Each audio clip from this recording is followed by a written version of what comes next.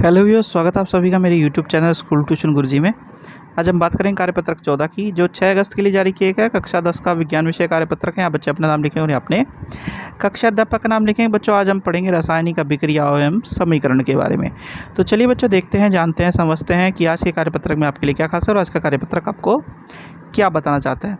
तो बच्चों, जब सबसे पहले हम बात करते हैं रासायनिक अभिक्रियाओं की, तो हम इन्हें 4 भागों में विभाजित कर सकते हैं: संयोजन, वियोजन, विस्थापन, द्विविस्थापन।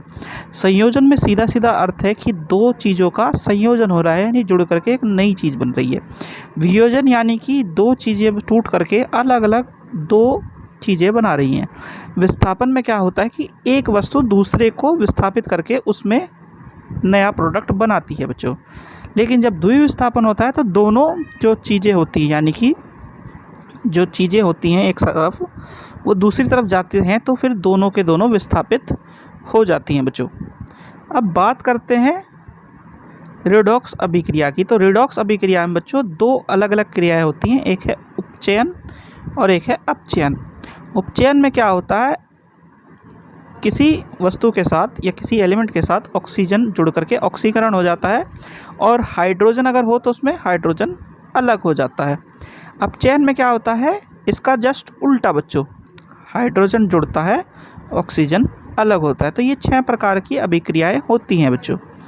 अब अगर उदाहरण में देखें तो हम जरा कोशिश करें समझने की, तो सबसे पहले बात करते हैं संयोजन अभिक्रिया की। तो संयोजन अभिक्रिया कैसी अभिक्रिया है? एक रासायनिक अभिक्रिया है जिसमें दो या दो से अधिक अभिकर्मक मिलकर एक नया उत्पाद बनाते हैं, जैसे कि हमें दिख रहा है बच्चों। अब कोयले का जलना यानी कार्बन और ऑक्सीजन का, तो CO2 बनाया। H2 यानी हाइड्रोजन और ऑक्सीजन से पानी बना बच्चों।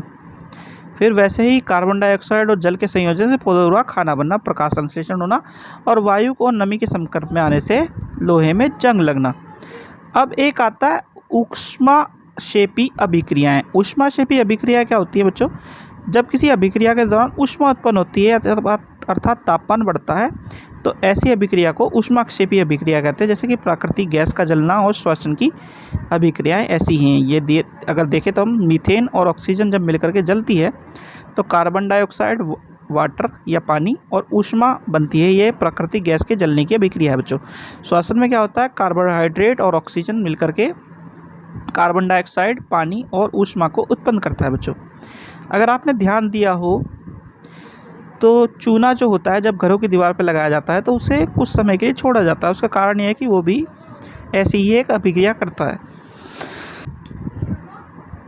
अब जब उन्हें 2-3 दिन के लिए दीवारों पर छोड़ा जाता है तो क्या होता है बच्चों, जो बुझा हुआ चूना होता है, यानी कि बिना बुझा हुआ चूना फिर बुझा हुआ चूना, जब ये आ जाता है और कार्बन डाइऑक्साइड जो उपस्थित होती है, यानी कि वायु में जो उपस्थित होती है दीवारों पे लगने के बाद, उससे अभिक्रिया करके कैल्शियम कार्बोनेट बनाता है, जिस वजह से दीवारें पे चमक आती है बच्चों। तो बच्चों, ये तो बात है आपके कार्यपत्रक की। अब जरा प्रश्नोत्तर देख लेते हैं। पहला प्रश्न है, बिना बुझा चूना क्विक लाइम और बुझा हुआ चूना स्लेक लाइम क्रमशः हैं। तो बच्चों, इसका उत्तर है ये है बिना बुझा हुआ चूना, ये है बुझा हुआ चूना। फिर है, सफ़ेदी के बाद दीवारों की चमक का कारण है। तो वो कारण है ये, क्योंकि जब ये कार्बन डाइऑक्साइड के संपर्क में आता है तो क्या होता है बच्चों, बुझा हुआ चूना जो है, अगर आपने ऊपर याद हो तो, बुझा हुआ चूना जब क्या होता है कार्बन डाइऑक्साइड के संपर्क में आता है तो वो कैल्शियम कार्बोनेट बना देता है। तो इस वजह से ऐसा होता है बच्चों।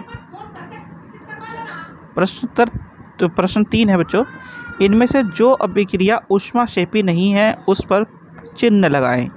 तो बच्चों, अगर श्वसन का आपको पता है, श्वसन हमने ऊपर भी पढ़ी है, ऊष्माक्षेपी यानी कि कुछ जो ऊर्जा है वो उत्पन्न होती है या कुछ तापमान बढ़ाती है। मोमबत्ती के जलने में भी ऐसा ही होता है, लेकिन जो लोहे के टुकड़े को पानी में भिगोते हैं तो ऐसा नहीं होता है। तो बच्चों, ये इसमें क्या है, ऊष्माक्षेपी अभिक्रिया नहीं है बच्चों। फिर है प्रश्न नंबर 4, इनमें से कौन सा संयोजन अभिक्रिया का उदाहरण नहीं है? तो संयोजन अभिक्रिया क्या होती है बच्चों, दो चीज़ें जुड़ करके एक साथ एक चीज़ बनाती है बच्चों। तो इसमें ये क्या है बच्चों, अभिक्रिया है, संयोजन अभिक्रिया। लेकिन जो दूसरे वाली है ऐसी नहीं है। यहाँ पे देखिए, ये दोनों द्विविस्थापन अभिक्रिया को एक तरह से दर्शा रही हैं। तीसरी वाली फिर संयोजन अभिक्रिया है। तो बच्चों, तो उदाहरण कौन सा नहीं है, ये दूसरे वाला सही संयोजन अभिक्रिया का उदाहरण नहीं है। तो बच्चों ये होगी आपके कार्यपत्र कंप्लीट और वीडियो भी। आशा करता आपको वीडियो अच्छी लगी होगी। अगर वीडियो अच्छी लगी हो तो चैनल को सब्सक्राइब करें, वीडियो को लाइक करें, शेयर करें। Thank you.